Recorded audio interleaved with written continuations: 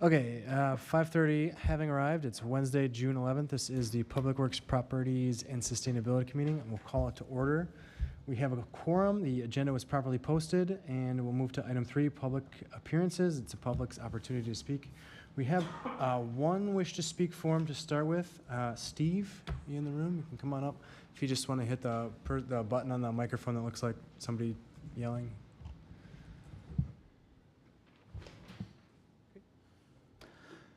Thank you, everyone. Don't know if anyone had a chance to read my previously submitted comments. I hope you do. I'm not going to read that verbatim. I'll try and do the Cliff Notes version here on some key points. First off, thank you for having me tonight. My name is Steve Gridanis, a resident at 1306 Landmark Drive in Cottage Grove here, obviously. Would like to start off again by thanking the committee for investigating the traffic and putting up the traffic counter to get some quantifiable data on the traffic at the Landmark Drive. Excuse me. Regarding the staff report, I do agree, and as we talked about in the previous meeting, that speeding I don't think is an issue on Landmark Drive. I think the curvature of the road and the hill does limit the speeding traffic. We do get some centerline crossage, but agree, volume is the issue, not the speeding itself. As I put in my comments, two of the key points was I disagree with the assertion that Landmark Drive is a major road suitable for 1,000 to 2,000 cars a day. The northern part of Landmark Drive, that's a divided road, the boulevard by the commercial area, I could understand it there. However, the curving nature through the residential neighborhood, I don't believe that was the village's intent when designing that road, that it would support that volume. I also disagree with the assertion that it is primarily residential traffic on that road. There is, I'll say, a lot of cut-through traffic. I know that's hard to quantify without personal observation, but as I mentioned at the previous meeting, maps and, by just me watching, like, you have Dunkin' Donuts traffic, you have the other business traffic, you have the appliance trucks, like those are all driving through the residential neighborhood. I'd also like to assert that as we continue to fill out that commercial area with additional businesses, I expect traffic will only get worse, so that I do appreciate the committee's investigation into this, as volumes will likely only increase. I would like to call for some somewhat immediate action, even if it's temporary signage, under the assertion that school is out today. There are many kids that live on this road. And so would appreciate something, even no through trucks, like no through traffic, anything, would really appreciate that. Per the committee discussion last month, I understand the reluctance to isolate or cut off Landmark Drive entirely from the commercial area for emergency services. I do think the connection of Matt Pass might help with that, but I do understand that reluctance, but still would like to explore traffic volume reduction opportunities. And again, just trying to disincentivize the cut-through traffic. I don't have an issue with the normal residential traffic. I do think the long-term solution is looking at the Limestone and Highway N interchange and exploring a way to allow traffic to turn south there onto Highway N from the commercial area, whether that's a traffic light or roundabout or other measures. So again, in closing, if you read my prepared comments, I would appreciate it, but thank you again for looking into this matter. Okay, thanks, Steve. Is there anyone else in the room that would like to speak? Come on up if you just want to state your name and your address and let us know what's on your mind.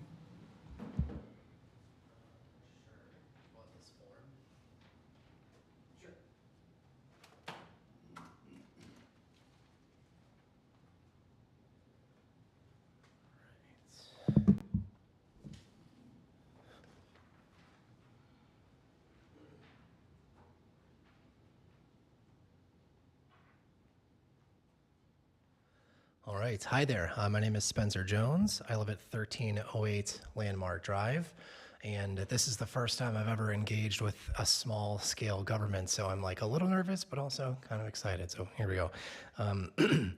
Steve is much more put together than I am, so I'm not going to be able to deliver that level of a comprehensive or organized set of thoughts, but Really, I wanted to also weigh in particular, that block that we both live at. Steve is he's my next door neighbor.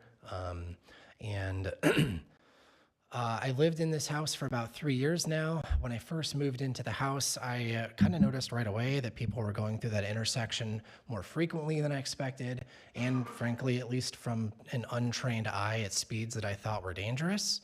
I don't know if this group has an understanding of just how many families with small children exist in that immediate area, but it is substantial. It is a very high percentage of the houses within that immediate block. It is pretty large. So anyways, my beautiful wife wrote up some thoughts for me to share. I'm going to dive into those now. So I'm here to give my support to a concern raised by Steve and other neighbors about traffic safety on Landmark Drive, and specifically to voice a request for traffic control of the unmarked intersection of Landmark Drive and Michelle Lane. Landmark is a residential street that has increasingly become dangerous. It serves as a cut-through for commercial and what at least we consider to be high-speed traffic, especially between Landmark Drive and School Road. And this is in part due to the increased amount of business that I think was in place. Again, I've only been here for 3 years, prior to the original development of that area and the traffic therein. I've already touched on the family element. There's 3 things that I think I'd like to call out for this group to consider, if I could be so bold. The first is the visibility and design of the section of commercial area is very open. Most of the businesses are closer to N than they are to Landmark. And so that creates this very safe element of when I'm driving down that road, I can see what's around me, I can stop and react in time. And the moment you get to the residential section, that disappears. Cars are parked on the street. There's a house that actually blocks the view of that full curve. And as a result, you're kind of lulled in this sense of security. And by the time you get to that S curve, you realize kind of too late, like, oh man, I need to slow down type of thing. I can speak from my own personal experience. When I moved to this neighborhood the first time, I was going through that S curve too fast. And it was only through learned experience and literally seeing the kids playing in the house driveway across the street with the basketball hoop that I was like, wow, this is, I need to tone it down kind of a thing, right? So first, the open commercial space creates that sense of security and it disappears quickly. And if you're not familiar with the area, I think that's part of it. Number 2, like I already kind of mentioned, that curve is substantial. And because there's the house parked right on that area, you really can't see what's coming down that curve. So what I've seen is people will be taking that curve at speed. They'll hit the curve. They realize they need to slow down. And they will be in the middle of the lane if there's a car parked on the right side, which pushes them to the point where I've had to like legitimately slam on my brakes because that car is going to just head on collision if I don't give them the space to work through the curve. It's just my own personal experience. And then finally, the last thing that I wanted to bring up, because I don't know if I'm running out of time, is lighting on that intersection is particularly dim. Especially at nighttime, if there are kids out on bikes kind of stuff, which happens, especially in the summertime when there's no school in the morning. The lighting in that area is particularly dim for what I think would create a safe environment. And not only on the immediate intersection of Michelle Lane and Landmark, but throughout the curve, unless it's lit directly by house lights, it's pretty darn dark. And so I'd also like to include that for your consideration. So ultimately, what I'm here to conclude with and suggest and ask is some measure of traffic calming, slowing, stop signs, speed bumps, whatever. I know that Steve is much more versed in this. I know you guys have started doing studies and that kind of stuff. Sorry, I wish I was more put together and I could talk to some of those things. But I would just ask and request that please don't let perfect be the enemy of good here. Anything in a traffic control situation is not going to cover 100%. People are going to run red lights, stop signs. They're going to go too fast over speed bumps. But the reduction in risk from those that will is worth it in my mind, especially if it's something as low cost as putting in a stop sign. So thank you. Thank you, Spencer. Is there anyone online that would like to speak? Yeah, Chris, this is Peter Dahl, 901 Stony Hill Lane, Cottage Grove. I see Tess Evans is on as well. I just wanted to bring up, and I know I see on the agenda, and I've shared with you, Chris, some pictures.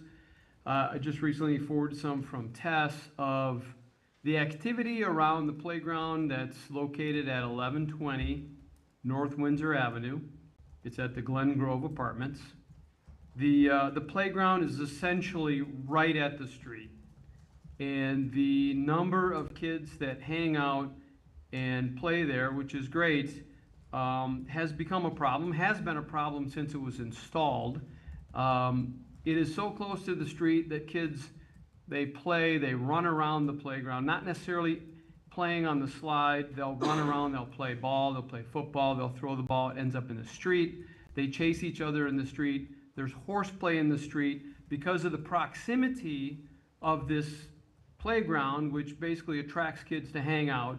It spills over from the playground, and it represents a significant hazard for the children in the neighborhood. There are other things that happen because of the congregation of these kids, which isn't good.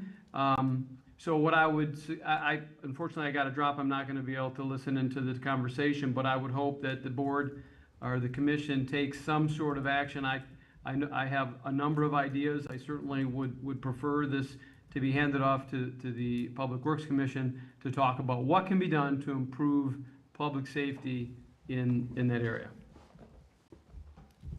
Okay. And I don't know, Tess, if you want to add some commentary in terms of your observations as well. Hi, I'm Tess Evans. I'm directly across at 1107 North Windsor. And I think the biggest issue is the older kids that don't need to be supervised, that aren't technically using the equipment of the playground and the congregation and everything. They are horseplaying in the street and not being, not aware or even paying attention of the traffic that's going by, and even just standing in the middle of the street as traffic is going by. And so I guess really the biggest concern is the kids that are out there that are not being monitored by parents, and just playing tag and running across the street or throwing balls across the street. And it really is a huge safety concern. So, and it's our fourplex and the fourplex next to us. So. Okay, thank you, Pete and Tess. And we are going to discuss that later, so we'll get to that in a little bit. Is there anyone else on Zoom that would like to say anything? Otherwise, we can move to number 4, discuss and consider the minutes from the May Public Works meeting. Motion to approve. Well, before we do that, sorry, there's one thing Paula brought up. It's in the minutes. It says John Williams was in attendance. If we could just get that changed to Paula. If that's okay with you, Larry, is that okay with you? Yeah, that's fine. Okay, so we have a motion from Larry. Anybody want a second? Second. Motion and a second. Any further discussion? Hearing none. All those in favor? Aye. With the changes? Aye. Opposed? And abstain. All right. Move to number 5, unfinished business. Discuss traffic calming measures. He's feeling a little raspy, he said. Like he's gonna cough. So included in the packet is a variety of items. One, I included a memo that really talks about different traffic calming measures. I'm not, as you guys have probably noticed for the past year, I'm not one to read my memo verbatim. I'll summarize it pretty quickly. If you haven't read it, then you can ask some questions. All based on the Department of Transportation Federal Highway Administration. A lot of that's where that data came from, including all the traffic calming measures that are different options that we could go through, as well as what the weekly volume, speed, and class counts of that intersection looked like.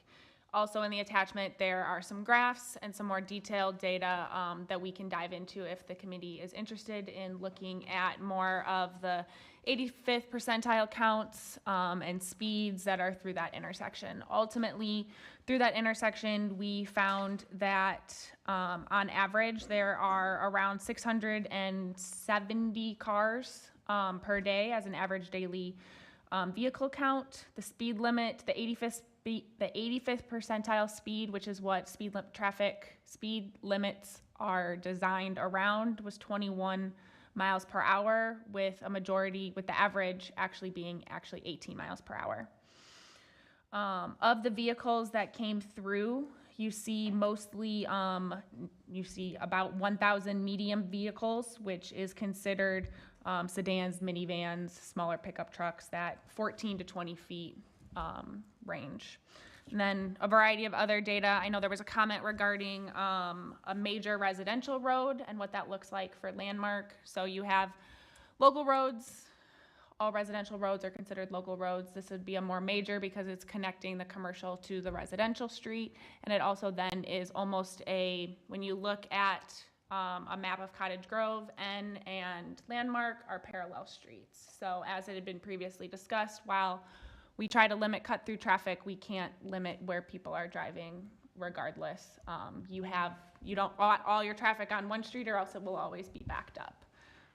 That's kind of a summary of the report. Is there anything you want to add, Josh, before questions? No, I think you bring up a good point and I understand, right? I mean, every community has this, right? And like what Kyla's trying to do, what I would like to do, what Chief would like to do is, slow people down, get people to kind of disperse, try to create as safe of an environment for pedestrians, for vehicles, for bikes across the village, regardless, any community.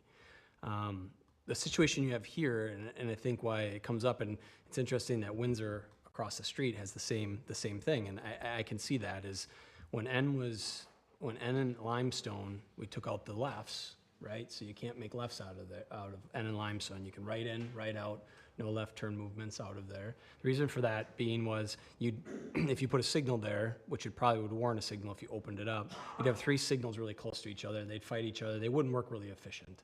So what you're ultimately doing is you're sort of pushing a little bit of that traffic to those two side roads. They become a little bit more of a major residential street. You see a little bit uptick in traffic.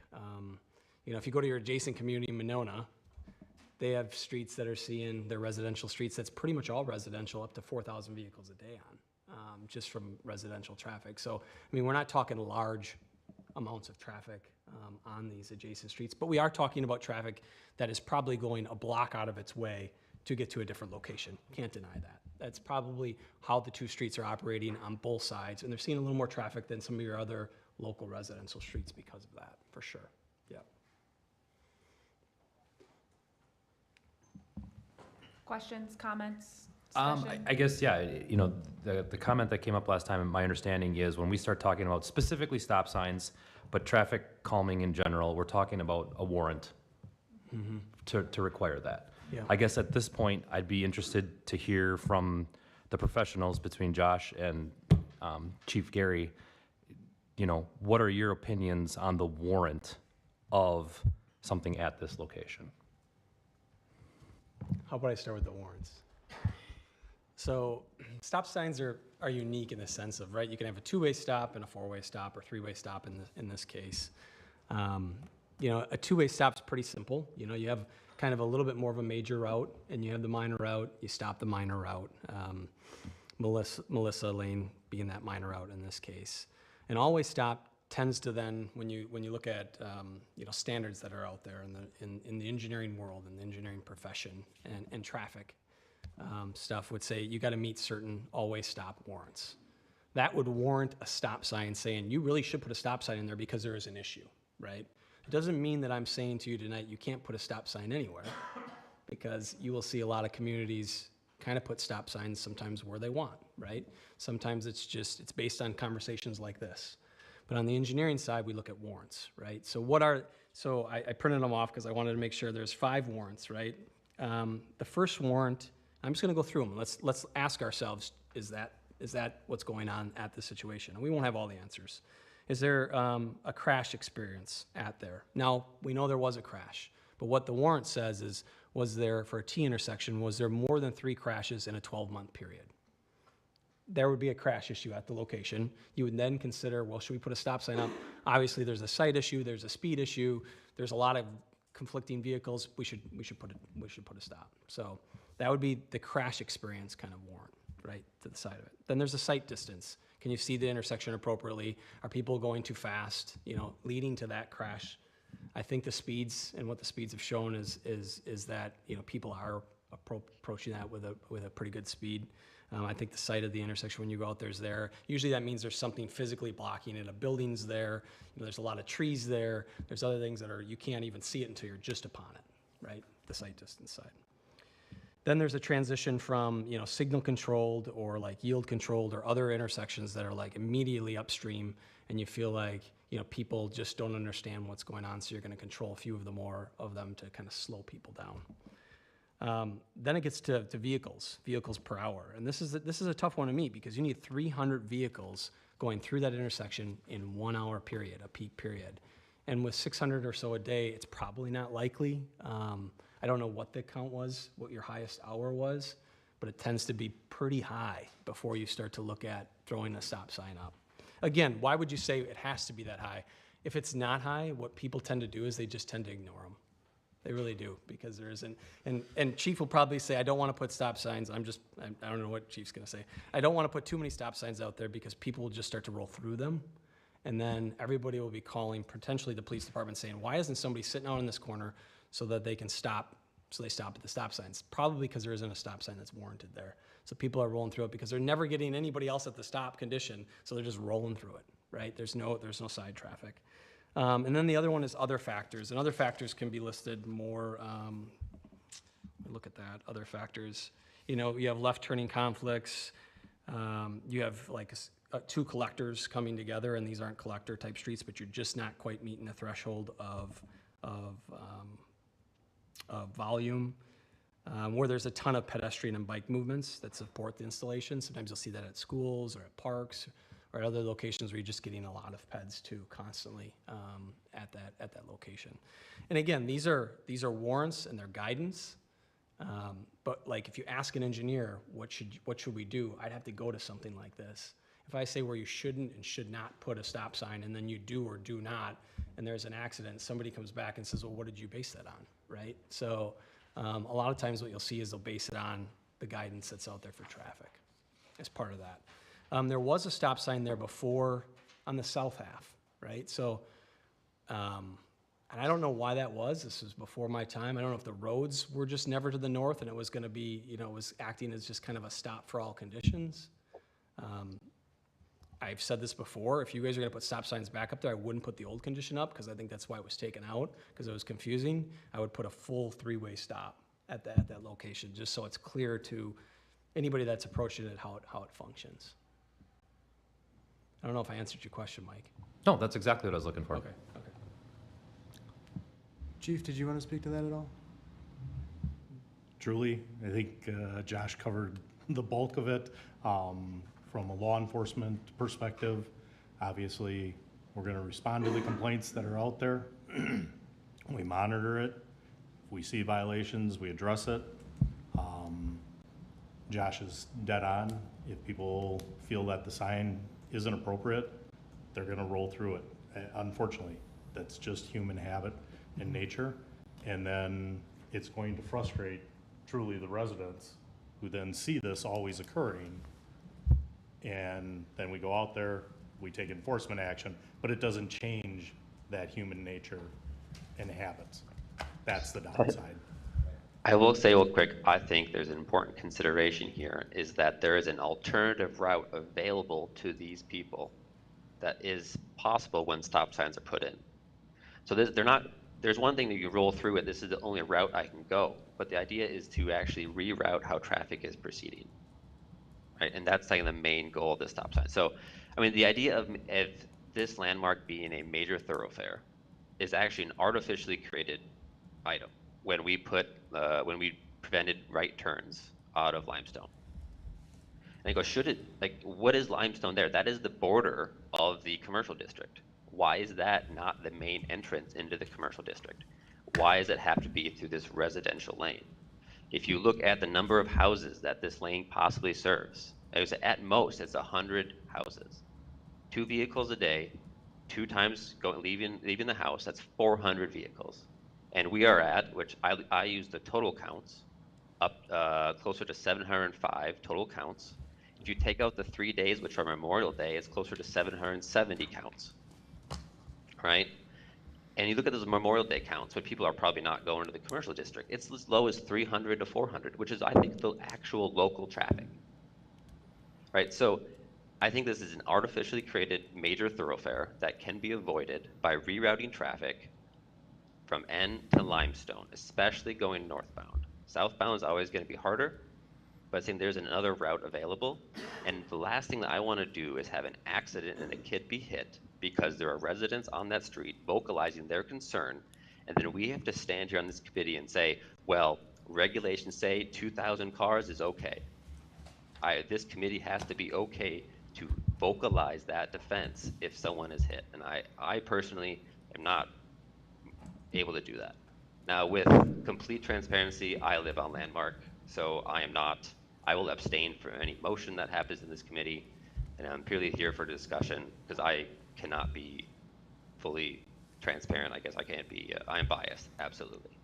So with that said, I mean, I would propose putting full three-way and four-way stops at Limestone, Michelle, and School as temporary stop signs for 1 month or 2 months and redo the traffic count. If the traffic count is going down and we are rerouting traffic, we essentially succeeded on alleviating some of the concern on this road. If the traffic counts don't change, then you know what, they're only temporary stop signs and we can revisit it. But signs saying this is not a thoroughfare, please use Landmark, and temporary stop signs is what I would propose to this committee. Thanks, Nick. Anybody else have any thoughts? Is Landmark, I'm thinking of Bonnie Road, when they put the Progress Drive Business Park in years ago, they prevented heavy traffic, truck traffic from going into the residential part of Landmark, or Bonnie. Do we have that same thing going on here, or can trucks drive on Landmark? I think Chief spoke to some of that last, you want to repeat what you said last month? So, yes, there is some commercial trucks that do drive on Landmark. As the data shows, it's a very small percentage. Part of the other issue that does exist is you can't interrupt commercial traffic routes per se. And what I mean by that is, again, I'll use the businesses, Noodles, Dunkin' Donuts, that type of thing. The driver makes a delivery there. When they go and leave that business and pull out onto Landmark, they have to head south. There is no north route for them to go. And if their next destination is to the south, then their logical path of travel is to go south on Landmark, down to School, right on School, to N, south on N. So that is one thing that is, again, from a traffic management, traffic control aspect, they're making a delivery, they have business in that area to make a delivery, they're now moving on to the next delivery. But they can turn. They can't turn north because there's a median there, I think is what Chief is saying, as you come out. They can't turn north. But what you're saying is we can't force them to take a left on Landmark and go north by Culver's and go all the way around. Because there's a median there. Yeah. Okay, my Google Street View is old and doesn't show that, but could we not do the same thing that we have at Culver's and Jimmy John's now, where they can have that mountable, or whatever it's called, the boulevard divider? You cut through there, cut through the median. I think, so to answer, to go back. Thanks, Lisa. So to go back to that, for the Dunkins and the Noodles, I think the reason when this, and don't quote me on this, one of the potential reasons that they did not allow the left turn out of this median is because how close it is to the right turn lane as shown on the screen. And you could make the turn, because they have 2 access points, so they could go out on Limestone. Correct. And head back north. And head back north. But they just probably maybe don't always do that, right? Yeah. It's there, the option is there, they just have to drive it accordingly. And like you said, if they're heading south, they may just tend to go south. I mean, Nick, what you were suggesting in the temporary, just so I make sure I understand, you were saying put full-way stops at all 3 intersections, right? Limestone and Landmark, Limestone and Michelle, and School Road and Landmark, correct? Is that what you were saying? Like all three? That is correct, because there are alternative routes to go, and so essentially making it painful for them to go Yeah. through Landmark. Right. Does Yeah. anybody have any further thoughts? I just have a few questions. Can you talk about yield signs versus stop signs in an intersection like that? And then can you also say more about what other communities do with S-curves like in that scenario? Yeah. So like if you were gonna try to control traffic and speeds along here, we'd probably say, well, you should put some curvature in the road. And you should put a median like you have, like just as you come on, as you're heading south and you go past Limestone, there's like a little median bump out there. I think that's what tends to control some of the speeds and make it slow when you actually read traffic. So I think that's okay in this scenario. I don't know if it necessarily warrants the stop signs because there's an S-curve like that. I think it just helps control the speeds of the roadway and lowers them a little bit.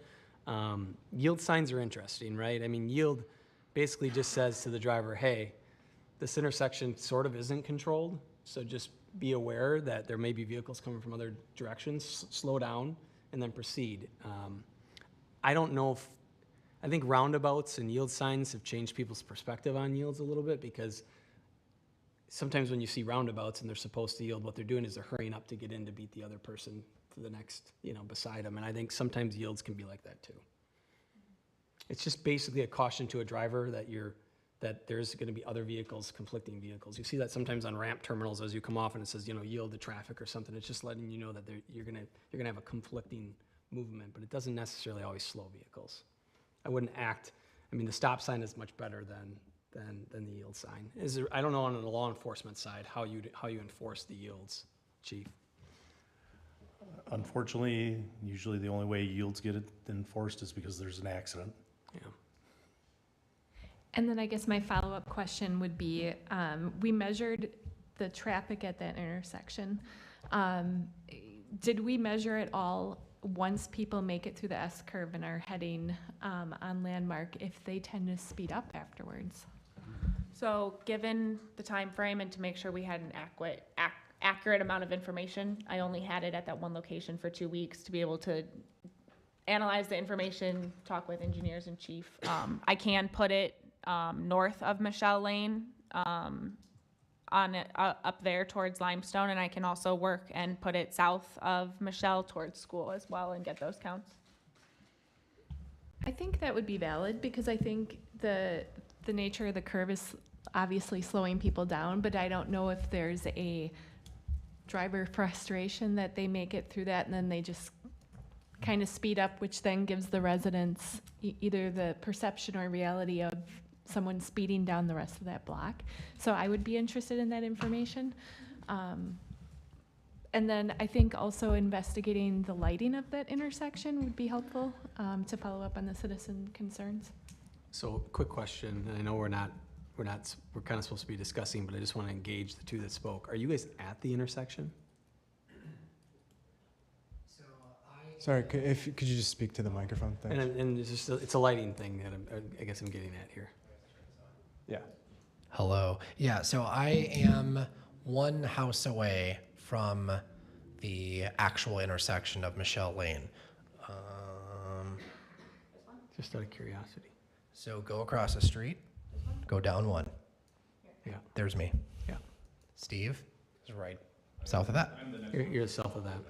Yeah. So the only reason I ask that is be careful as you light things at night, because the people that have the direct access to the intersection, that tends to get the light into their house at night. So sometimes when you overlight residential streets, there's the offset effect of a decent amount of complaints of light is now coming in my bedroom window. So just be careful. I would say we just be careful with that. That's why I was asking, are you a direct person there? Because if you're, like, the direct people there will have the biggest impact. I get that it would add a little bit more light to that location, but it will have a negative effect potentially on the properties around it. You got more? Go ahead. Just one last thing. The idea of temporary stop signs, can you say more about what that process looks like? And I'm looking at the chief too, because, if we put it up for a month and take it down, what does that do to behavior in that area? truly, temporary signage is you may get an immediate response that will go away in time. So initially, I'll say people will be shocked that there's a stop sign there because they haven't seen one. So that's gonna catch them off guard. Obviously, we'll properly flag it and things of that nature to bring the attention to it. But then you may get compliance for a short period, and then when you take it down, things will revert back. So again, to Mr. Hess's request, I definitely want to study that aspect of it and what sort of compliance you get. It can be done, but again, if it becomes a permanent fixture, then it helps train that mindset. But again, that only impacts the people that live in the immediate area because they see it all the time. So. Josh, you mentioned a three-way stop like that. It's one of the requirements or one of the suggestions for a stop is 3 crashes every 12 months. What is the requirement for putting in stop signs or not putting in stop signs for a three-way stop for like new construction? You know, that is a good question. I feel like that's something to think about, you know, as new development comes, right? Of where do you see stop signs? How is it placed? I think, you know, as part of, we're working with some developers in some different areas and they may request a stop sign. Typically, they're gonna request stop signs when they wanna control speeds, which would be on a long straight stretch of road over a period of, you know, numerous blocks that they'll try to say, hey, we think there should be a 4-way stop here and a 4-way stop there over a larger stretch. But I don't think there's great guidance on that for the local streets. And I think, Chris, that's why you're gonna see when you drive around neighborhoods, you're gonna see a lot of different things in a lot of different places. Yeah. You really are. That's why I said this is a hard conversation. Yeah, You really are. when the DeWitt development went in, this Public Works group put stop signs on every intersection, just, it's easier to take them out than to put them in. Yep. And when we put the stop signs in at Oak Street and Cottage Grove Road by the McDonald's, that didn't meet warrants, but there was just so much public outcry, the village board just Did it. elected to do it. So I think our history tells us that in instance of what's being requested, we've done it, and in other instances, we just, you know, kind of depends. Yeah, and you probably see it more at like this level, right, where you guys have to make a decision versus, you know, Mike, you asking me, what do I think? Well, there's not a real clear cut, you should put a stop sign here, unless you do the study and all these some of these warrants come out. Otherwise, I think a lot of it's based on kind of community input, trying things. You know, some people involved in other communities, they're careful at when do you do it, when don't you do it, because then you're gonna have more requests, right? Obviously, as part of that, and that might be an okay thing. You know, I don't know, you know, as part of the community to put them in other places too. That should be noted. I do have another resident that has reached out for another location. So depending on what comes out of this discussion, if every time and obviously I'm new here, haven't had this request until just recently. If every time I get a request, if it's something you want me to bring to the committee after I've checked speeds or what that looks like from a committee level, I'm more than willing to do that, but we should kind of have some standard or some process that we go through, because like Josh said, if we have a lot of these, we can't, I feel like there's gotta be a reason, not just reaction. So something that I wanna bring to this committee as well. Well, I will state that I'm wholly in favor, given the fact that there are options of it, at a minimum, posting signage that says no through truck traffic heading south on Landmark. They do, if they configure their operations correctly, they have options to head down to Commerce Parkway and head out through the main signalized intersection that was originally designed to handle the truck traffic. I understand the local ability for them to go where they need to go. I understand that if somebody orders furniture, that truck has the right to go to that person's house and deliver the furniture within that residential development, no different than a concrete truck or a dump truck or anything like that. But I think at a minimum, that's an easy solution to help try to curb any of the commercial traffic that just chooses to go that way out of convenience rather than taking the extra 2 minutes to go out the better designed way for that heavier traffic. I'll admit it, I'm on the fence both ways. I feel for the people along that route as far as the stop sign goes. But I'm looking at the data, and I just personally don't feel that the data supports, certainly not a need, but I could go either way on the stop signs. What's the enforcement mechanism for if we put up a sign that says no through truck traffic and someone does?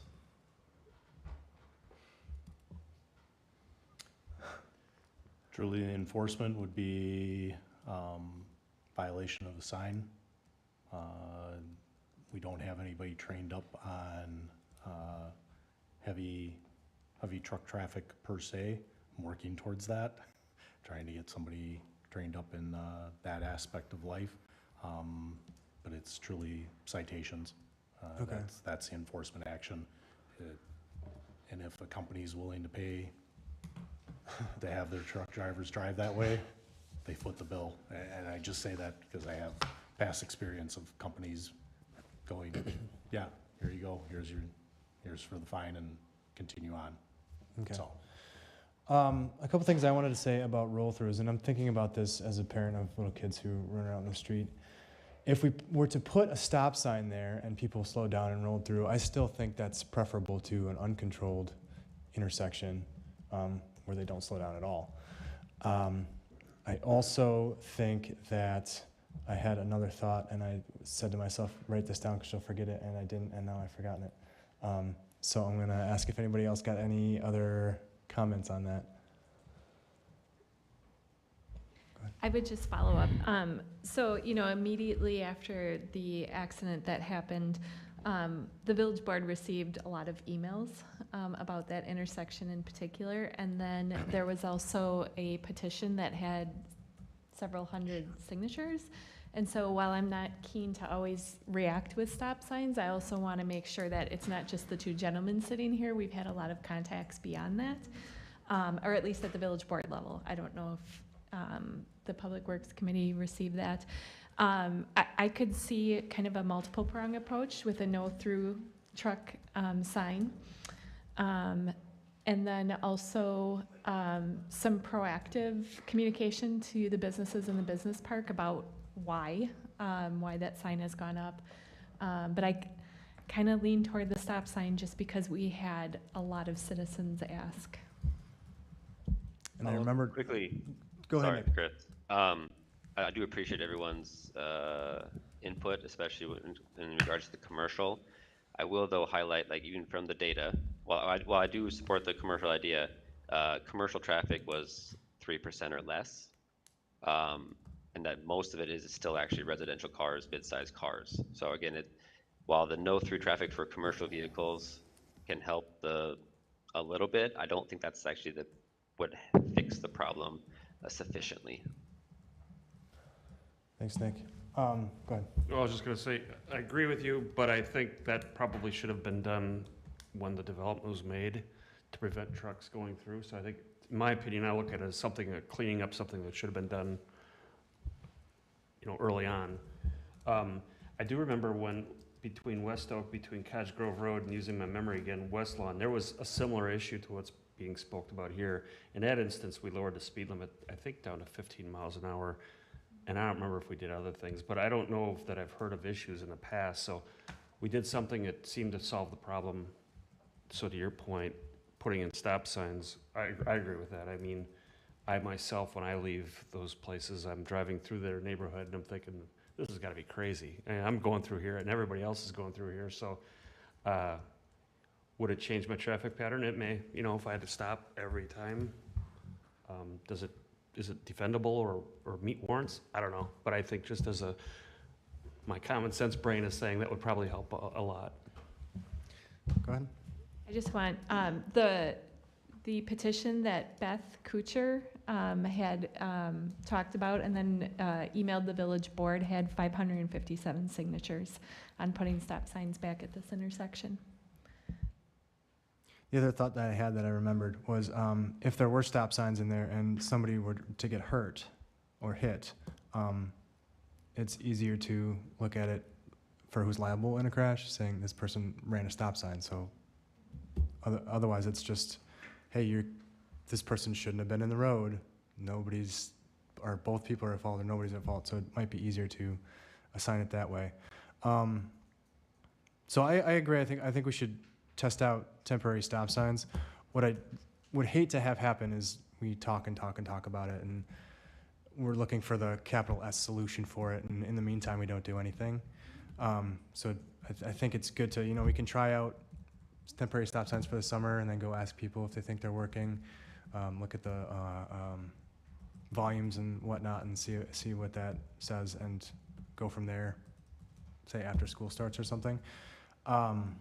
Just to confirm, Yeah. we're looking at stop signs at Limestone and Landmark, Michelle and Landmark, and School and Landmark, correct? All three of those intersections is where we're putting temporary signs, or is it just at the Michelle and Landmark one? Should we start with just one and see if it fixes it? Start at the middle intersection? Sure. Okay. And my other question is, this is just a discussion item. Is us giving you direction enough to do that, or are we gonna need an official vote? I know we don't have an attorney here tonight, but. You guys have given me the direction to put Okay. temporary stop signs. Okay. Lisa, does that check in your rule book? Yep. Okay. Okay. Yep. Is So- there any other discussion on that? I mean, to your point, Chris, about doing something rather than nothing, and to the chief's point that you want to make an immediate impact and then people will get used to it.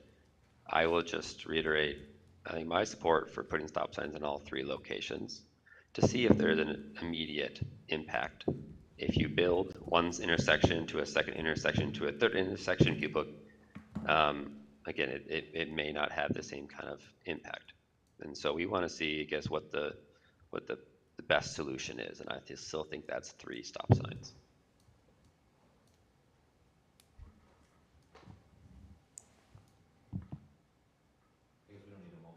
No, no.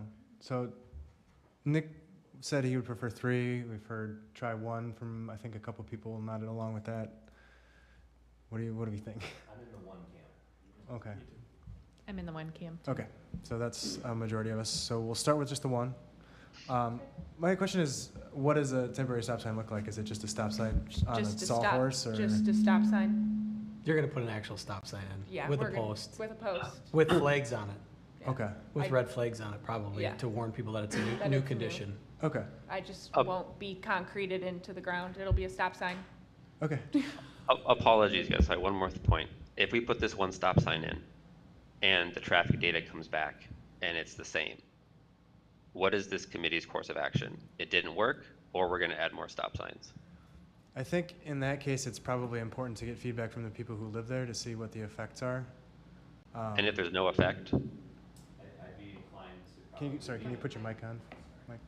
At that point, I'd be inclined to leave it.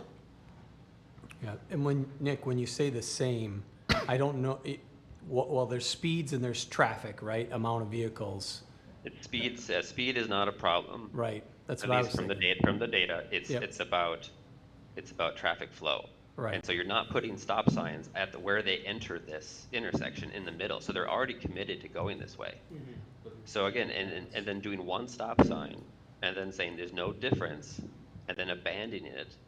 We're not putting our best foot forward. We're trying to reroute people's thought of how to get to this commercial district.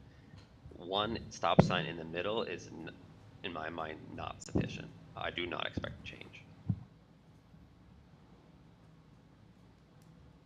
Now, if this committee commits to building, trying a second stop sign, trying a third one, that's fine. But to do one stop sign and abandon it, and the problem still exists, I just don't think that's sufficient.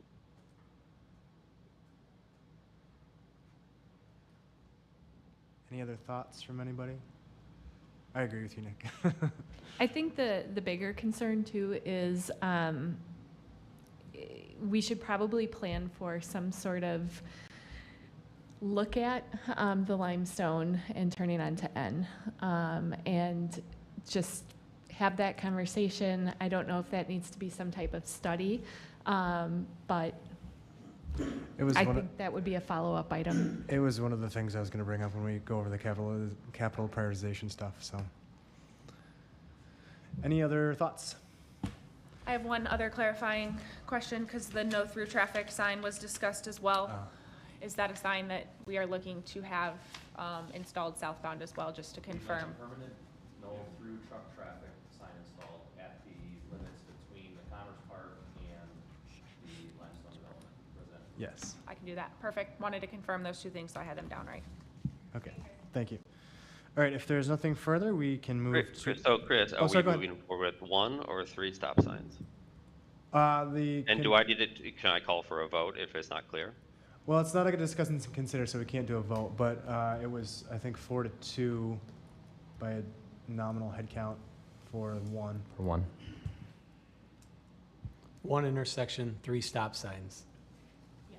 Yes, that's correct. Yes. Because Nick, you were saying 3 stop signs, and there is going to be 3 stop signs, but just at one location, from what I understand, right? Yeah, I was proposing at all 3 intersections having stop signs. Okay, we can move on to new business. Discuss direction for e-cycle for the 2026 budget to the village board. So in May, we discussed the results of the April e-waste event, a lot of good feedback that we had received, some stats that was in the May memo as well as in the June. We advertised it pretty well on Facebook throughout the village. We had almost 2 full semis full of e-waste that we were able to recycle. The question for you is, it was only budgeted for 2025 to have 1 e-cycle event. This was the first e-cycle event we had when we previously had waste management. The e-cycle was a week-long event as waste management went through the village. Pelletieri suggests this e-cycle event. It's a more common that they use in a lot of their communities and find a lot of success for it. We had budgeted in 2025 just over $5,500. It came in just at about $5,000. That was just doing some comparisons based on our village and other communities of our size and kind of the first event. The question for this committee is, would you be interested in keeping that same format for 2026? Would you be interested in looking at a second e-waste event? So there was a spring and a fall one, just looking for some feedback to direct budgetary times and discussions with Pelletieri. I guess my comment based on the cost, and I'm sure there was a larger volume this year because it was kind of the first event other than people who used to just put it by their curb. So I would anticipate if people are aware that we're going to make it an annual event, that a single event would be sufficient that people could plan for throughout the year. And that would keep that cost at a reasonable level. Instead of 10 grand a year, it's 5 grand a year. I think that's completely reasonable. So I'd make a motion to keep it at one event a year that's advertised, try to keep it at the same time of year if possible. Whatever they recommend that seems to be the best, whether it's spring cleaning or whatever that might be. So to move forward with 1 event per year. I'd second that. Okay, motion is second. Any discussion on that? Go ahead. It might just be good to have an option. So for instance, I was out of town that day, so I brought my e-waste to a friend and they brought it in that day. Kind of like the drug take back, where we have a partnership kind of ongoing, maybe not, ongoing, but just having an option that if people aren't able to attend that day, that they still can somehow bring things to maybe Bonnie Road or something of that nature. Yep, absolutely. Any other discussion? Otherwise, all those in favor of the motion, say aye. Aye. Aye. Opposed? Abstain. Okay, then we move to discuss Windsor Avenue Playground. We heard from trustee Dahl and a resident that lives close there. Anybody have any thoughts on, I don't know, if Kyla, you wanted to talk about it first, or? I do. I have a couple conversation items for it. Last week, Aaron Ruth, our director of planning, chief, our parks director, Sean Brusagar, met with Glen Grove Apartments to discuss a variety of things because this had been brought to the attention. I was unfortunately not able to attend the meeting as I had some family obligations. However, it was a positive, and you can interrupt me if I'm wrong, Chief, from what I've understand. It was a positive interaction that they had. Unfortunately, they did bring up at the time of putting a fence around the playground. It is not something that they are financially capable of doing at this time. There is going to be some additional programming that is going to be forthcoming.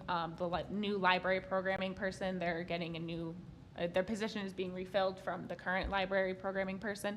So they're hoping to do more programming there, as well as hopefully getting Parks and Rec involved as well. One thing that I had thought of and that I had discussed with Chief and Aaron was another sign. There is no current sign in the area showing a park play activity.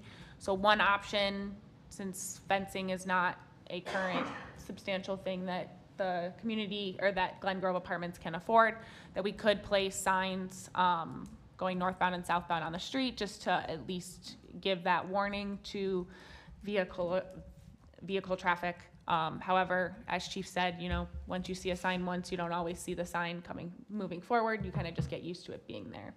But that is one solution that I have at this point in time. Did I miss anything, Chief? Sorry, go ahead. Sorry. No, the meeting went well. The management company and owners of Glen Grove understand the concerns related to the activity of the children.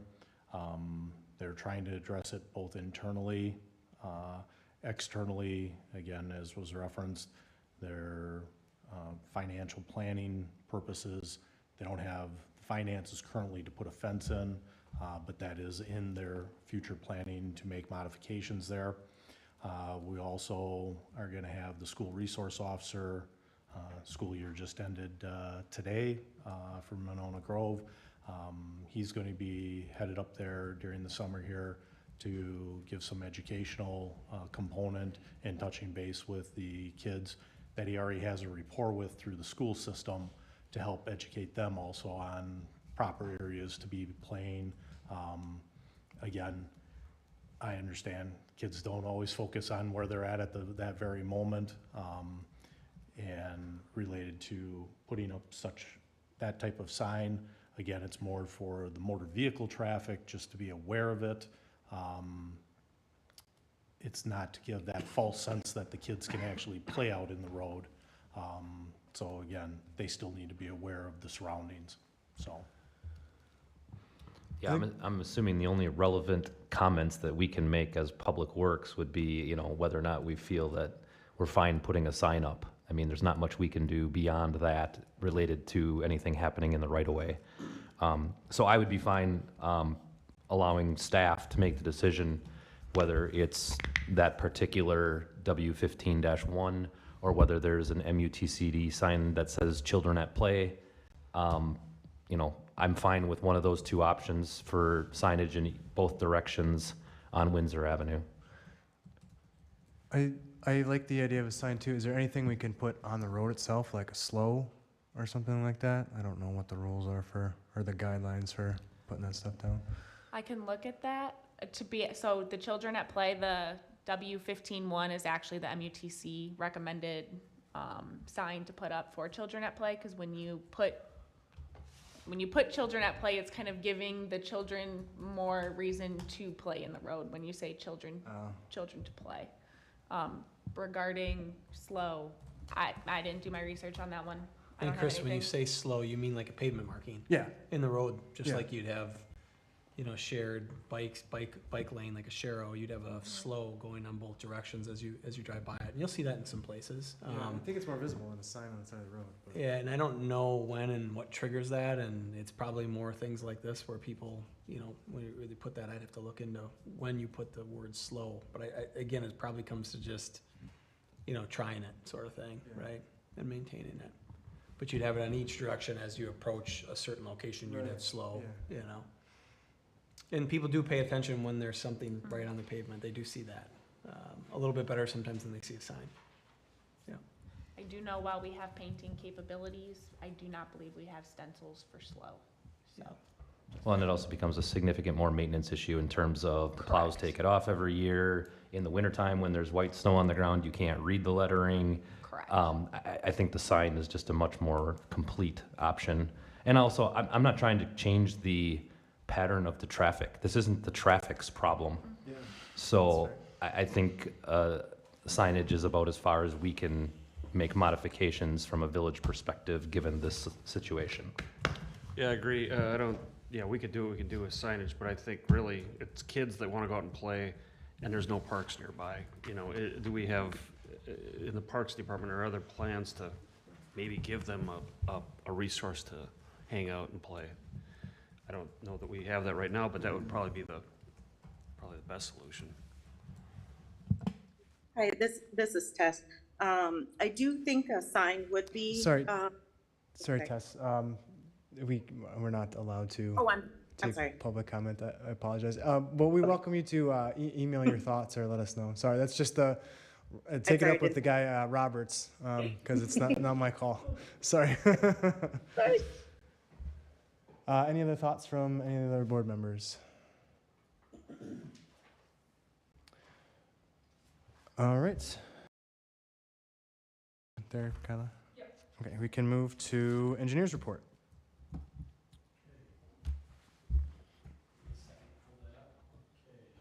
Let's talk about things going on in the village. Let's start with public works projects, because I think it's exciting. There's asphalt that went down today on all the 2025 street stuff in both locations. It got a little delayed, and then earlier this week we were told, well, they might not make it in, and the pressure was put on. They put down binder. They're going to maybe try to get some more down. I think it all is weather dependent, so that's why we're really pushing to get it done before the big festival this weekend.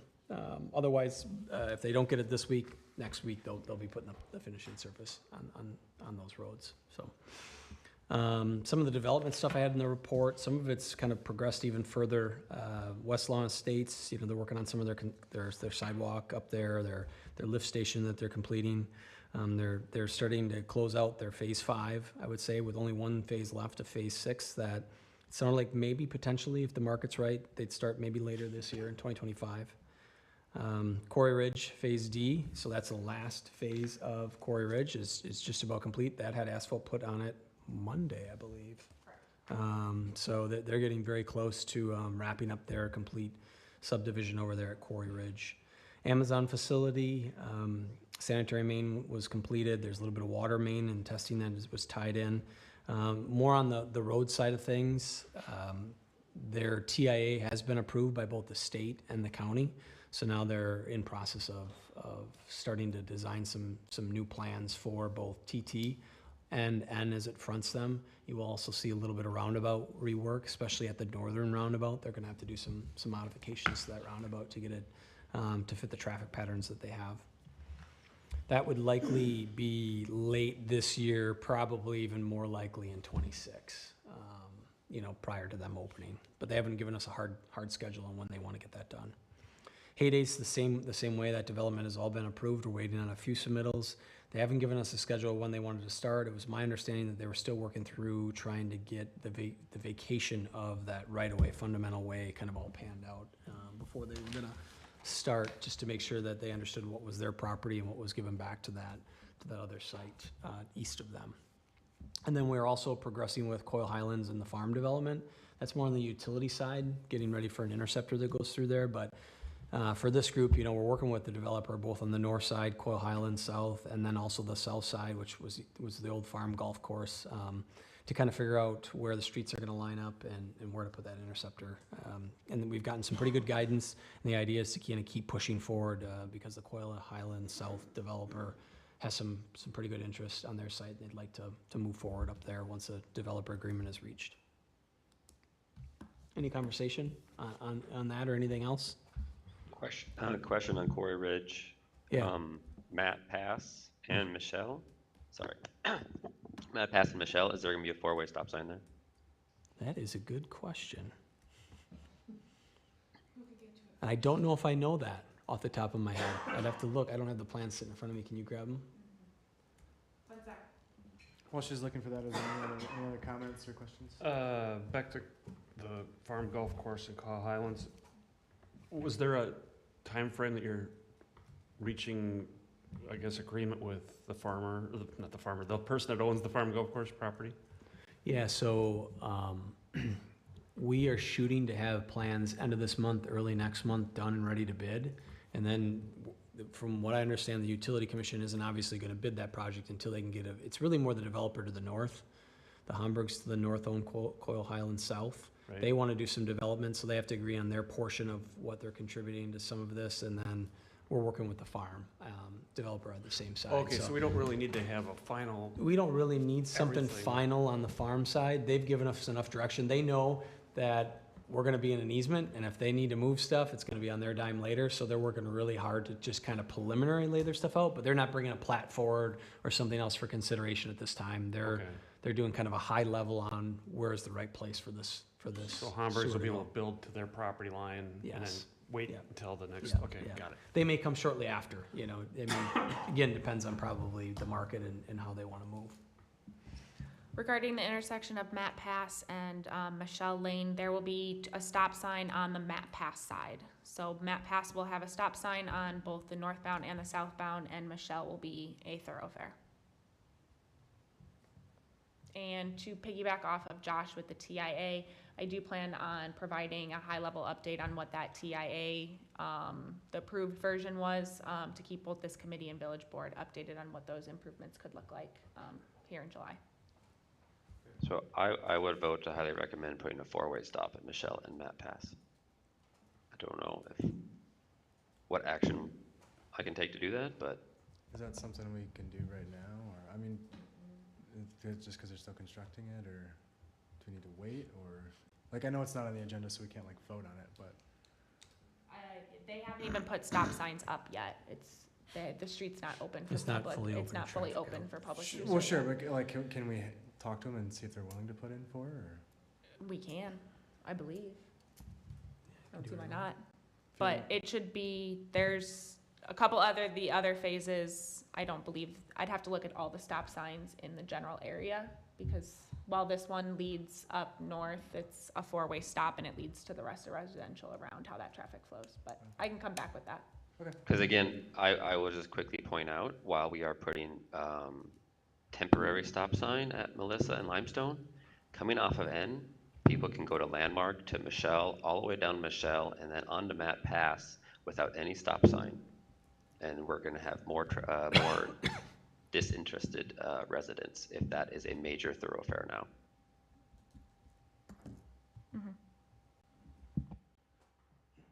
Any other questions for engineer's report or comments? Otherwise, we can move to director's report.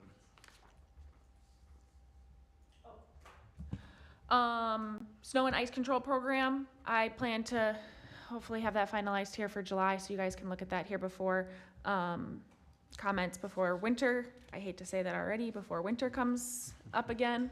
Sustainability goals update, there was a Sustainability Leaders Collaborative event with a lot of local municipalities in the school district that happened this past Friday. Cameron attended for me, as I wasn't available to go, so we plan on discussing more of those sustainability goals here in July. Kind of an overall summer operations update, as we've kind of kicked off the summer. Brush pickup has started the first week of April, and we saw a lot of brush pickup around the village, both in May and June with all the nice weather that we had been having. We started repainting all of our crosswalks, stop signs, curbs as needed. We kind of do a rotating basis for where those are being repainted. However, we always do the crosswalks at the school location, so those get repainted regardless. We've also begun inspecting our stormwater dry ponds, wet ponds, culverts to do any cleanup and inspections. And we poured our first round of sidewalk today for our annual sidewalk repairs. If you come to MSB in the next, well, probably not tomorrow because it's still curing, but within the next couple weeks, there will be a new bike rack out front of MSB. So looking forward to that. And then I met with Josh and Ty earlier this week to start discussions about the Gaston water main looping. The main portion of the project is a water main loop along Gaston Road that crosses under the interstate to TT and over to the intersection of N and TT. As part of that, we were looking at a potential path along TT that would connect where the village's path on N currently ends to the conservatory up there, McCarthy Conservatory. We are going to be pulling in stakeholders with the DNR, not the DNR, Dane County Parks, Dane County, the town of Sun Prairie, just to look at the feasibility of that, as when you look at the constraints of the slope and stormwater, there could be a lot of fill and it could be a very pricey project for us, to see if those other stakeholders are willing to play a part of it, and if it's something that the village wants to move forward with, given it's in the town, and what that looks like in relation to where the water main is being located. So more to come on that as that process moves forward. Any questions for Kyla? Kyla, I have a separate shout out to you and a thank you. I think going north on N by the school, there's a traffic speed machine. And when you go lower than 25 miles an hour, it says, "Thank you for driving safely." I extremely appreciate that. I think that is lovely. So I would say thank you for whoever did that.